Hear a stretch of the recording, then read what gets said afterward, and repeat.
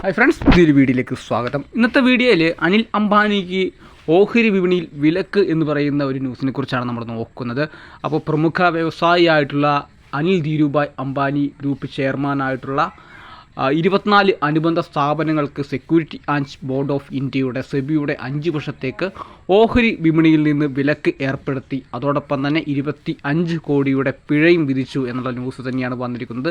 ഈ ന്യൂസ് പുറത്തു വന്നതിനെ തുടർന്ന് അനിൽ അംബാനിയുടെ ഉടമസ്ഥയുള്ള സ്റ്റോക്കുകളിലേക്ക് നമുക്ക് നല്ല ഇടിവ് കാണാൻ സാധിച്ചിട്ടുണ്ട്.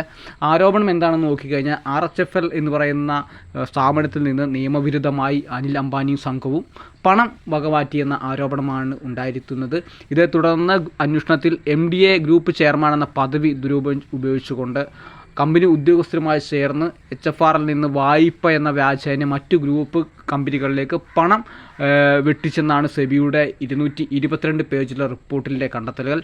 സാമ്പത്തിക ഭദ്രതയോ ആവശ്യമായ ആസ്തികളോ ഇല്ലാത്ത ഗ്രൂപ്പ് കമ്പനികളിലേക്കാണ് ഈ പണം വകമാറ്റിയിരിക്കുന്നത്. അനിൽ അംബാനിക്കും സഹജീവനക്കാർക്കും വിലക്ക് ഏർപ്പെടുത്തിയ സെബിയുടെ നടപടിക്ക് പിന്നാലെ ഈ സ്റ്റോക്കുകളിലേക്ക് ഡൗൺ നമുക്ക് കാണാൻ സാധിക്കുന്നുണ്ട്. Reliance power, Reliance home finance എന്നിവയുടെ ഓഹരിയിൽ 5% ഇടിവ് കണ്ടു. അതുപോലെ റിലയൻസ് ഇൻഫ്രാസ്ട്രക്ചർ ഓഹരി 14% ഇടിഞ്ഞിട്ടുണ്ട്.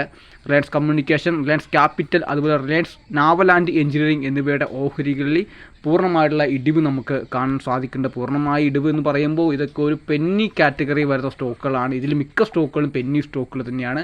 നമുക്ക് നോക്കിക്കഴിഞ്ഞാൽ അറിയാൻ സാധിക്കും 5 രൂപക്കടുത്ത് അല്ലെങ്കിൽ 4 രൂപക്കടുത്തൊക്കെ ട്രേഡ് ചെയ്യുന്ന സ്റ്റോക്കുകൾ ഇതിനകത്തുണ്ട്. റിലയൻസ് കമ്മ്യൂണിക്കേഷൻ 2 രൂപ 45 പൈസയാണ്, പക്ഷേ ആ സ്റ്റോക്ക് ഇടിഞ്ഞിട്ടില്ല. അതുപോലെ റിലയൻസ് ക്യാപിറ്റൽ 12 രൂപയാണ്. റിലയൻസ് നേവൽ ആൻഡ് എഞ്ചിനീയറിംഗ് എന്ന സ്റ്റോക്ക് മാത്രമാണ് 625 രൂപ ട്രേഡ് ചെയ്യുന്നത്. ആ സ്റ്റോക്ക് ഏകദേശം 5% ഇടിവ് സംഭവിച്ചിട്ടുണ്ട്. ആർ പവർ എന്ന് പറയുന്ന സ്റ്റോക്കും നല്ല രീതിയിൽ ഇടിവുണ്ട്. അപ്പോൾ ഈ സ്റ്റോക്കുകളുമായി ബന്ധപ്പെട്ട് പറയുവാണെങ്കിൽ ഇതിനകത്ത് വലിയ രീതിയിലുള്ള ഒരു ക്യാപിറ്റൽ, അത് ആസ്തിയുടെ മൂല്യം നമുക്ക് കാണാൻ സാധിക്കാത്ത സ്റ്റോക്കുകളാണ്. ഈ ആർ പവർ എന്ന് പറഞ്ഞ സ്റ്റോക്ക് നേരത്തെ വളരെ ചെറിയ വിലയിലേക്കൊക്കെ വന്നിട്ടുള്ള സ്റ്റോക്ക് തന്നെയാണ്. തീർച്ചയായിട്ടും അനിൽ അംബാനിയുടെ സാമ്രാജ്യം വളരെ വലിയ രീതിയിലുള്ളൊരു ഇടിവിലേക്കൊക്കെ വന്ന ഒരു കാലഘട്ടം ഉണ്ടായിരുന്നു. അതിൽ നിന്നൊക്കെ തിരിച്ച് റിക്കവറി ആയിട്ട് വരുമ്പോഴാണ് പുതിയ ആരോപണങ്ങളും കാര്യങ്ങളൊക്കെ വരുന്നത്. റിലയൻസ് പോലുള്ള മുകേഷ് അംബാനിയുടെ ഒരു സാമ്രാജ്യത്തിലേക്ക് അടുത്തേക്ക് അനിൽ അംബാനിക്ക് എത്താൻ സാധിച്ചിട്ടില്ല. നമുക്കറിയാവുന്ന ഒരു കാര്യം തന്നെയാണ്. ഇതിനെപ്പറ്റി നമ്മൾ നേരത്തെ ഒരു വീഡിയോ ചെയ്തിട്ടുണ്ടായി.